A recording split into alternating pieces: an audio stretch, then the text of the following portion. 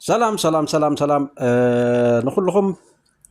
بطعمي مسكني أتي تجبروا كل نجارات زيادة نعيد ما أزيو زخانة نجارات أتي خروج بس بعدني يركب على الله سالله يمو بطعمي مسكنكم بزخانة لما أنتي حزين زلخو صمدو معركن داي أبينا عود بتحلو أبزبلن إثيوبيا يورر الله تبلو من قد زلا تورر دياخ تورر تدللا أول كن رأينا كان أبزي ناي إرتراويان أب إرترا زغلو صعدوه انتاي بزعبا إرتراوي يبلو زبل بقى إرترا بتي بهالي إرترا زلو زلو من قد حدا لنا بخالي ون زي ناي أماني لسناون انتاي زبلهم زلون برجيدنا حمود زبل كن رأينا بزغني كل عينت حدا بحدا تكاتلو كستاين دا قبركو دا تمحصنكو بطعمي نزخونه نغرات كوسخ زغبا من اربعه فيديوهات حصر الله مثلني يحصر الله ويرداني سلامنتايو زياده تذاتي زعزب اكل زخونه نغرات تاي بحالكم زخون لعي منتايهم زغبرو زلو كن ردو نغريمو اسكي امبار نابتي مجمريا ناي صمدو زلو زبل زلو كن كيدينا ثانكيو حبيبنا نطرح بحالي جم كله حزب تግራይ ከተحلفوት ደል መልእክት እንተሎ ናባላት ጽምዶ ይኹን ህዝብ ኤርትራ ይኹን ንመንግስቲ ኤርትራ እድልክ በቃ ጽቦ አነ ዘحلፎ መልእክት እንታዩ ዝበዝሕ ገሊጽናዮ እንዲና ግን ታ ሕጂ ገልጻ ዝደለኹ እንታዩ ሓደ ሓደ ሰባት ንሰላም ክጠራጠሩ ንድሕሪት ክብሉ ይብሎም ኩይናት ንዘመናት ንህዝብ ትግራይ ይኹን ንህዝብ ኤርትራ حاسيو يو ندحريت مليسو يو غوديو وزي كلنا خرد علنا وزي انت تردينا حد غزا ايكونن كم هاجر كم كلل اب حد غزا سلام يليكايو اب صدرخا سلام من دحر زي هاليو بسلام حديركا بسلام كتوفر ايتخلن سلازي نحنا نسلام كنسرح تلنا اتزخا عليه كحجزنا له اتزي خاله خا ان انا خمصلاو خطبلو توحد اي عندنا تخاله يحجز اندحر زي خاله خا سو يبل هو سق انت يلو حدا مفتحي ورا حجزي سقط حجزي هو مكنياتو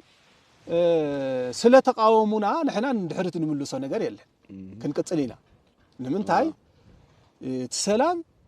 ناي حزبنا ربحا ناي حزبنا دحننت ناي حزبنا معباله كرغاغز زخل مخانو 100% حقي 100% ስለዚህ ኣብዚ ጉዳይ እዚ ኣነ ዘይጀመርኩ ዝብል እንተሃልዩ ከዓ መጀመርካ ነርካ ተቀዲምካ ተቀዲምካ መጀመርካ ነርካ አርክብ ጎዝ እንተቆይካ ህዘርክብ ንቅበለካ ኢና ወአርክብ ተዘየለ ግን ንህዝቢ ዝጠቅም ንህዝቢ ዝረብሕ ነገር እናሰራሕናሲ ንዓና እናተቃወመ ዝውዕል ሰብ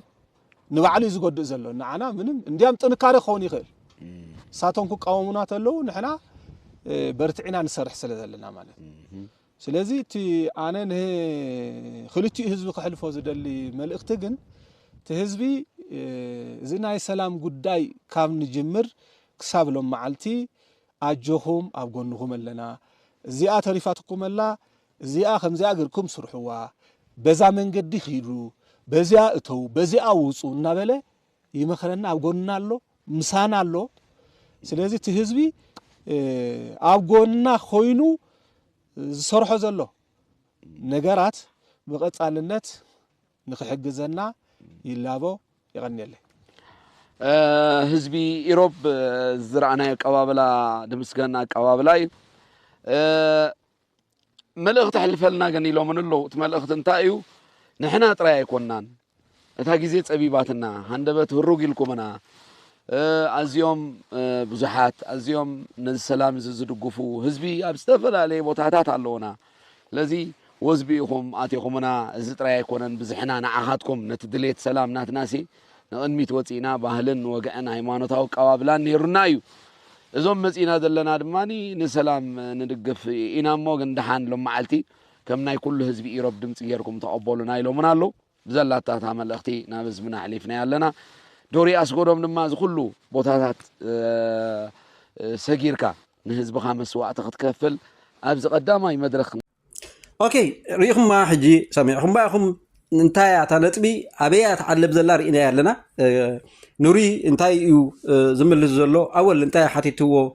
ንሰማዓለና ብዝኾነ ግን እንታይ እዩ እቲ ቀንዲ ወሳንነት ነገር እቲ ቀንዲ ወሳን ነገር ከመይ ገይሩ ዝኽልተ ህዝቢ ሰላም ይነብር ሰላም ናይ ዝኽልተ ህዝቢ እዚ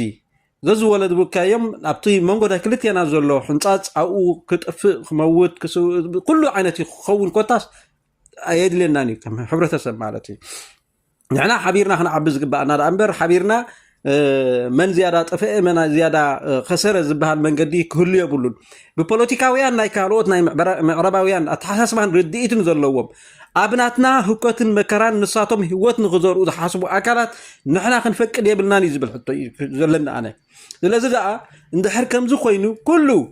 ተረዶ ኣካል ነዚ ጉዳይ እዚ ብዝያዳ ሓላፍነት ሒዙ ተሸኪሙ ክኸይድ ዘለዎ ስለዚ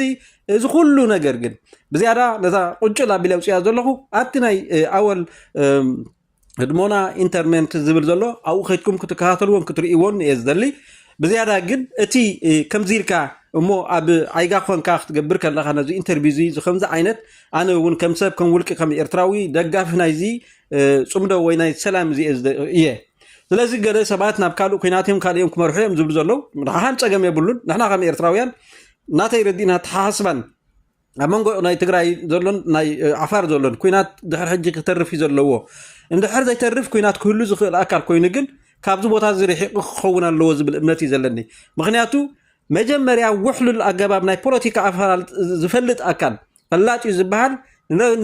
ንኻልእ ረብሓታት ከመይ ገይሩ ናብ ኢዱ ቀይሩ እንደገና እውን ነቶም ቀንዲ ነገራት ኣልልዩ ነቶም ቀንዲ ዝበሃሉ ንዓኣቶም ከመይ ገይሩ ከዓኒ ክቆፅዮም ይኽእል ክፈልጥ እዩ ዘለዎ ስለዚ እቲ ተዓንቂፉ ሕጂ ብዙሕ ነገራት ዝዕገርግር ዘሎ ናብ ካልእ ቦታታት ናብ ካልእ ደረጃታትን ክበፅሕ እየ ኢሉ ዝሓስብ ዘሎ ነገራት እዚ ኩሉ እዚ ብድምርን ቅምርን ናይዚ ፖለቲካዊ ፈታታሓ እንታይ እዩ ሰላም ዝብል መንገዲ ማለት እዩ ስለዚ እምበኣር ኩላትና ነዚ ክንጠቆን ክንከታተሎን ይግባውስ በተለየ ሁኔታ የውጭ ሀገር ዜጎች ኤርትራ መጎብኘት ጀምረዋል ብዙ ነገር እያሳዩ ነው እኔ ደግሞ ማየት ደስ ይለኛል እንደዚህ ቭሎግ ምናምን እስቲ ይሄን ቪዲዮ እንመልከት ኤርትራ አስመራ ላይ ምንም ዘረፋ የለም ምናምን you said yourself this is the safest city in Africa though yeah That's still way safer than London. Yeah, to be fair, I think it's safer than London, but... አስመራን እየጎበኙ ባይካቸውን ማቆም ፈለጉና ከለንደን የተሻለ ሴፍቲ ነው የሚሰማን እዚህ ሌባ ዘራፊ የለም ሳይክላችንንም እንደዚህ ያለ ቁልፍ እንኳን አስቀምጠን ብንሄድም የሚዘርፈው የለም እስቲ ይዘርፉናል አይዘርፉንም ብለው እዛው ጋር ታውትና እዚህ የምትመለከቱት ቦታ ዝም ብለው አስቀምጠው ሄደው በተለይ ይሄኛው ሳይቆልፈው ሄዶ ተጫውተው ምናም ቢራ ጠጥተው ምናም ሲመለሱ እዛው ጋር ነው ያገኙት እና it's amazing ሌብነት ምናምን የለም አስመራ ላይ የተባለ ነው anywhere in England actually if you leave your bike it's gone even if you leave it with a lock they'll cut the lock እንግሊዝ ለንደን ውስጥ እንኳን ሳይክላችን አቆመን ብንሄድ ቁልፉን እንኳን ቢቆለፍ እንኳን ቁልፉን ቆርጠው ነው የሚወስዱት ይዘርፋሉ እና ከአፍሪካ ውስጥ እንደዚህ አይነት ነገር ማየታችን ገርሞናል ይያሉ ነው I'm good nice to meet you hello What is your name? My name is Harry What is your name? My name is Mosana Well your English is perfect sorry they speak very good English Wow Harry you I already said you just finished I'm from England Yeah you just finished school? Yes Okay you finished early time you finished እንግሊዘኛ በልተውታል ተመልከቱ እንግዲህ እነዚህ ገና ህፃናት እኔ ስንተኛ ክፍል ናቸው በልተውታል በእንግሊዘኛ ነው አባቴ ለፍለፍ ያያረጉት ነው What job do you want to do when you're older? When I grow up Yeah I want to be a professor What about what do you guys want to do? I want to be a president President I want to get በእንግሊዘኛ ነው ሙሉ ለሙሉ ትምህርት እዚኣ ድማ ካብ ቲክቶክ ዝረኸብክዋ እያ ብጣዕሚ ካብቲ ኢትዮጵያዊ ተደኒቁ ብዛዕባ ናይዞም ፃዓዱ ዓዲ እንግሊዝ እዮም ኣብ ኣስመራ ብሽኬታ ገዲፎሞ ከይዶምሲ መፍትሖ እንታይ ባህላ ይቆለፍዎንን በቃ ከይዶም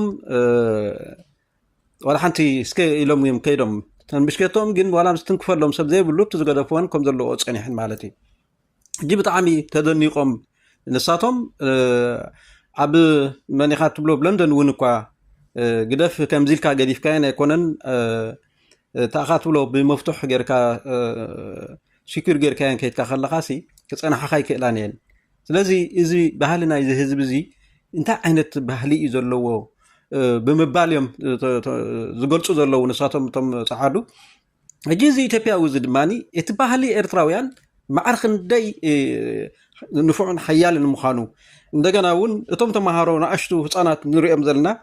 ምስቶም ፀዓዱ ይዛረቡለው ቋንቋ እንግሊሽ መሊኾምሲ ዝሓተትዎ ምምልስሎም ኣለው ይዕልሉ ኣለው ስለዚ ብናኣሽቶም ከለው ዞም ቆልዑ እዚኣቶም ከምዚ ገይሮም እንግሊዘኛ ክዛረቡ ክምልሱን ከለው ብጣዕሚ ተዘገርም ነገር ኢሉ ተደኒቁ ዘሎ ማለት እዩ ስለዚ እቲ ትምህርቲ ኣብ ኤርትራ የለን